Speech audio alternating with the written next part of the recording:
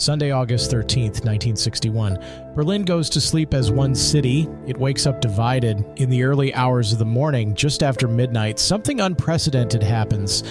East German soldiers pour into the streets. Police begin tearing up pavement. Barbed wire is stretched across roads.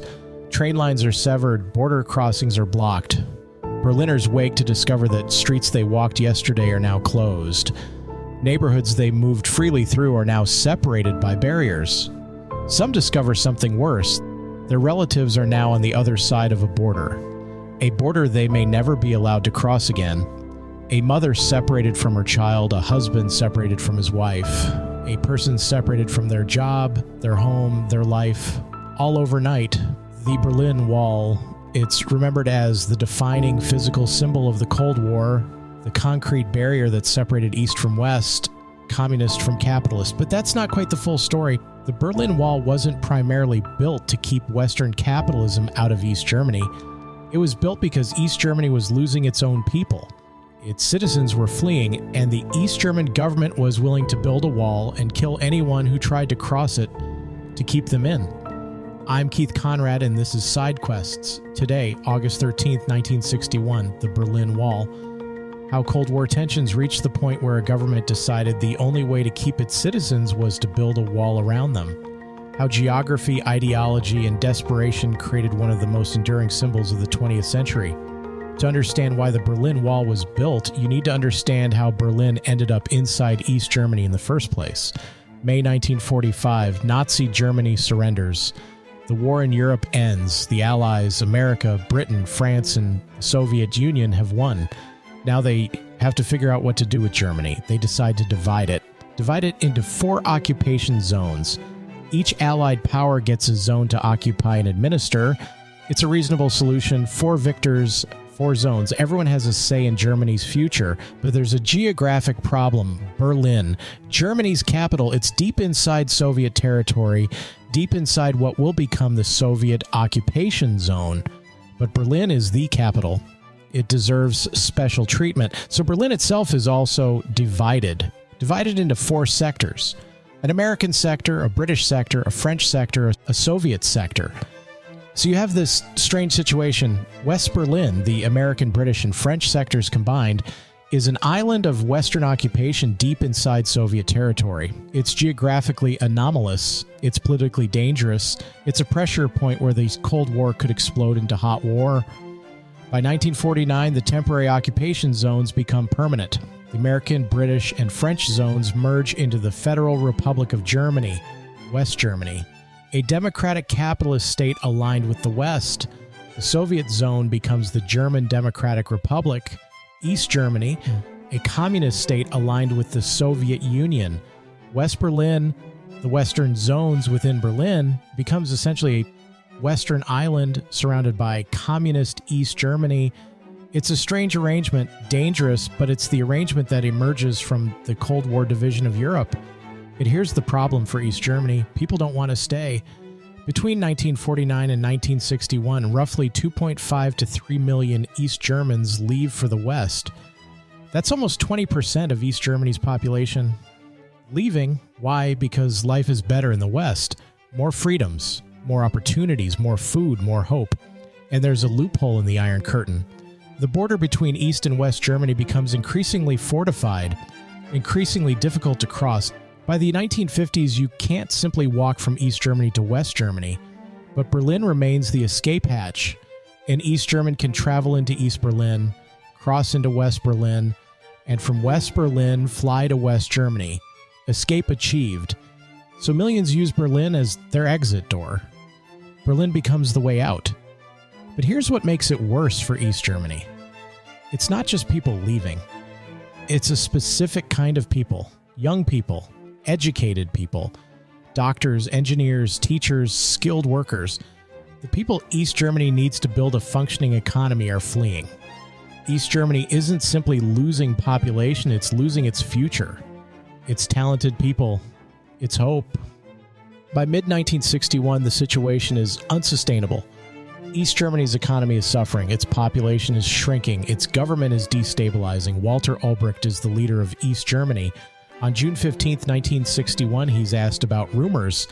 rumors that the border might be closed, rumors that a wall might be built. He responds with a famous quote. He says, "Nobody has any intention of building a wall." It's a lie. It's a deliberate misdirection. Even as he says it, the plans are being finalized. The Soviet Union under Nikita Khrushchev has approved the border closure, but the operation is being kept secret. Less than 2 months later, it happens. Midnight, August 12th to 13th, 1961. East German forces move. Thousands of soldiers, police, workers, they begin sealing the border between East and West Berlin. At first, there isn't really a wall. That's important. The first barrier is mostly barbed wire. Fences, barricades, concrete blocks. Workers tear up roads, cut through subway systems, sever train connections. It's done quickly, efficiently, decisively. By morning, Berlin is divided. Imagine living in Berlin on August 12, 1961. You live on one side, your workplace is on the other side. A bus ride, a short train journey, something you've done every day for years. You go to sleep, you wake up, you go to work like normal. Except the streets are gone. Blocked. Barbed wire where roads used to be. Your workplace is now unreachable. Your job is gone. At least for today, maybe forever. Some people discover something worse. Their parents are on the other side. Their children, their spouse, their boyfriend or girlfriend. Separated by barbed wire, a distance of a few yards, but an impassable gulf, and nobody knows how long this will last. Is it temporary? A few days? Is this permanent? Families don't know if they'll ever see each other again. Barbed wire is temporary. Over time, over months and years, it's replaced with something more permanent, more sophisticated, more deadly. Concrete walls, 8 feet high, then taller, guard towers. So the border guards can watch for escape attempts. Floodlights, so that at night there's nowhere to hide. Patrol roads, so guards can move quickly along the border. Anti-vehicle barriers, so no one tries to drive through. A heavily controlled strip is created. A no man's land, what becomes known as the death strip. It's a comprehensive barrier designed not to be crossed, but people still try. Some dig tunnels. Elaborate tunnels dug secretly, taking months to construct. Some succeed, some are discovered and collapse, some hide inside vehicles, stuffed into car trunks, concealed compartments. Some climb buildings near the wall, try to jump, some make it, some don't, some attempt to swim. Berlin has water, rivers, and canals. Some swim across to the west, some construct homemade hot air balloons, primitive but ingenious. A few manage to float over the wall, and some simply try to run. Make a break for the border, try to dash across before guards can react. Many of these attempts fail. At least 140 people are generally recognized as having died at the Berlin Wall. The exact number is uncertain, the wall's history is contested, and different criteria produce different counts. But 140 is a common figure. 140 people killed trying to escape, trying to get to the other side, trying to reach freedom. One of the most haunting early deaths is 18-year-old Peter Fechter. In August 1962, just a year after the wall goes up, Fechter attempts to escape. He's spotted by guards, shot, wounded, bleeding. He collapses near the wall, on the death strip, in no man's land. Western spectators watch helplessly, horrified, unable to reach him. Guards on the east side won't permit a rescue. Fechter dies there. In the space between worlds, between the east he was fleeing and the west he almost reached. He's 18 years old. It's a fair question. The United States, the Western powers, they claim to value freedom, to oppose communism, to support people's right to self-determination. Why didn't they tear down the wall? President John F. Kennedy condemns the wall, condemns communist repression, issues statements of support for Berlin, but he doesn't tear down the wall, doesn't send troops to demolish it. Why? Because the alternative could be war with the Soviet Union. The Western powers insist on protecting West Berlin. They insist on their right to be there, their right to access the city, their military presence. But they're not willing to start World War III over East Germany, preventing its citizens from leaving. It's an uncomfortable reality. The wall is a humanitarian catastrophe. But politically, stabilizing Berlin also prevents war, the Cold War paradox. The wall solves a problem. It stabilizes the most dangerous pressure point in Europe. It prevents the conflict from escalating. So the West protects West Berlin, but allows the wall to stand. 28 years, that's how long the Berlin Wall stands. Children are born after the walls is erected, grow up, become adults, never knowing an undivided Berlin. For them, the wall is normal. It's always been there. The wall becomes the defining symbol of the Cold War, the physical embodiment of the Iron Curtain. Presidents make speeches. Kennedy visits. All free men, wherever they may live, are citizens of Berlin. And therefore, as a free man, I take pride in the words, Ich bin ein Berliner.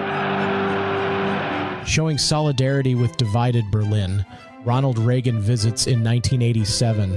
General Secretary Gorbachev, if you seek peace, if you seek prosperity for the Soviet Union and Eastern Europe, if you seek liberalization, come here to this gate. Mr. Gorbachev, open this gate.